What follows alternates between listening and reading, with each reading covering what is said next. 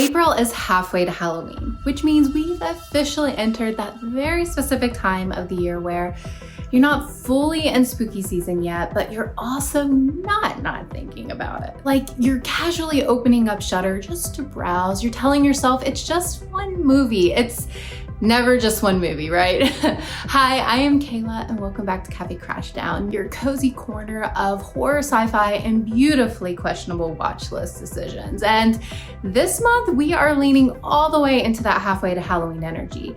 Because April horror hits different. It's not full October chaos. It's a little stranger. It's a little more experimental, a little more like, should I be watching this right now?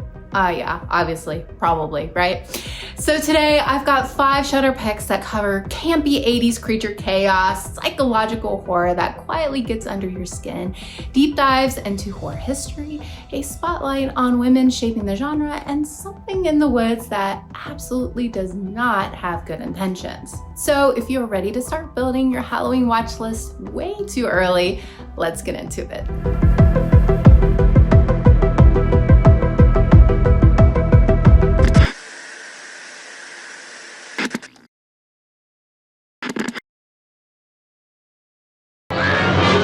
Empire Pictures presents Troll. The Once Upon a Time is now.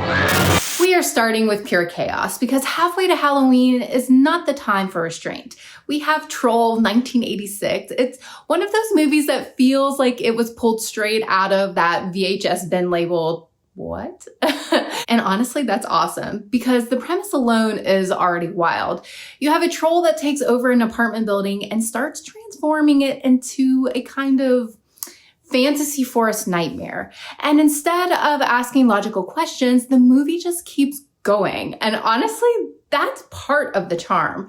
This is peak 80s creature feature energy. You've got the heavy practical effects, which I absolutely love. You've got the wild creature design, that slightly theatrical, almost fairy tale tone. And there's something about older horror like this that it doesn't care about being polished, which I absolutely miss. It cares about being memorable, about giving you images you don't quite forget.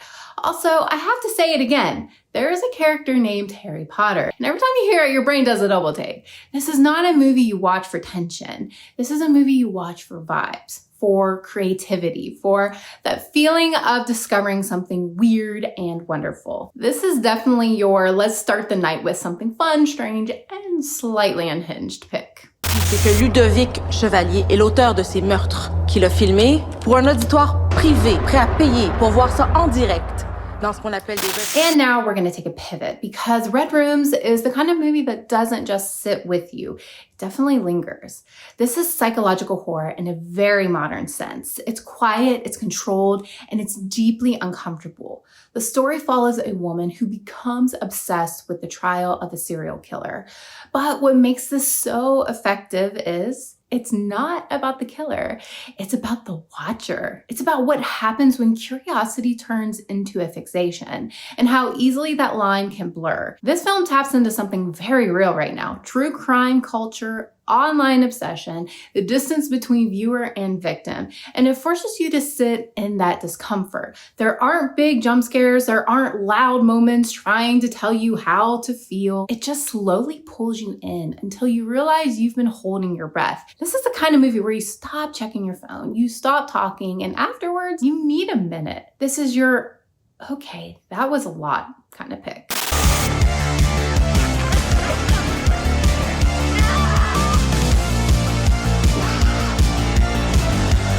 And now we take a breath, but we stay in horror because this documentary series diving into 90s horror is exactly what you want in April.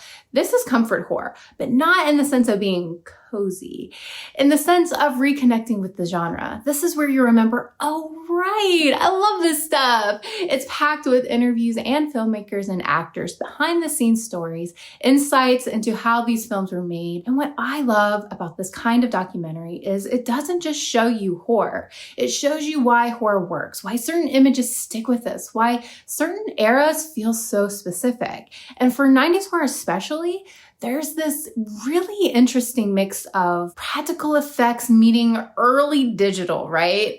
Bigger risks in storytelling, a kind of experimental energy. This is the kind of thing you put on thinking, I'll watch a little bit, and then suddenly you're just like, you've been there for 2 hours and your watch list has doubled. This is your I'm watching horror, but I'm also learning something pick.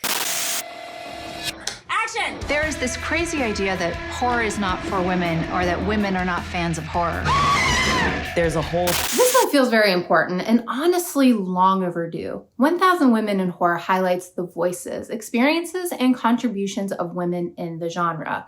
Because horror has always had women at its core, whether it's directors, writers, performers, designers, but their influence hasn't always been recognized the way it should be. What this documentary does really well is it doesn't just celebrate the work, it gives context. It shows you what it's like to exist and create within the industry, the challenges, the breakthroughs, the evolution. And it adds a new layer to how you watch horror afterwards. You start noticing things differently. You start appreciating choices more deeply. This is the kind of watch that makes the genre feel much bigger, much richer, and definitely more connected. This is your I love horror and I want to understand it better pick. Oh no. Someone's art project, maybe? All the way out here? That's weird. And finally, we end with the woods, because we always end in the woods, right? Dolly starts with something simple. A couple goes hiking and then something finds them. And what I love about this setup is how familiar it feels. We've seen this before. We know how this goes, and yet it still works because forest horror taps into something very instinctive, especially this time of year. Everything is growing again. Everything feels alive, but there's always that underlying feeling of something is watching, something is just out of sight. And this film leans into that, the isolation, the vulnerability, the slow realization that you are very much not in control. This is your why did we come out here pick? And this one is available later this month. I think it's the 21st, so you're gonna have to wait, but definitely check it out.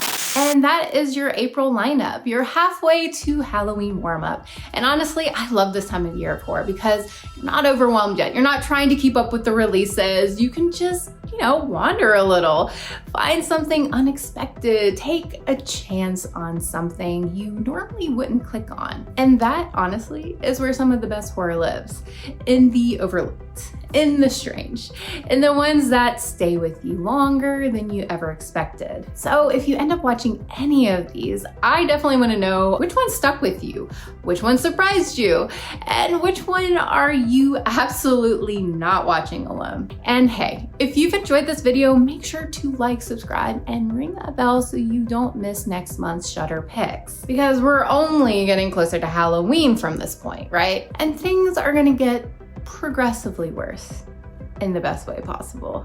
I'll see you in the next one.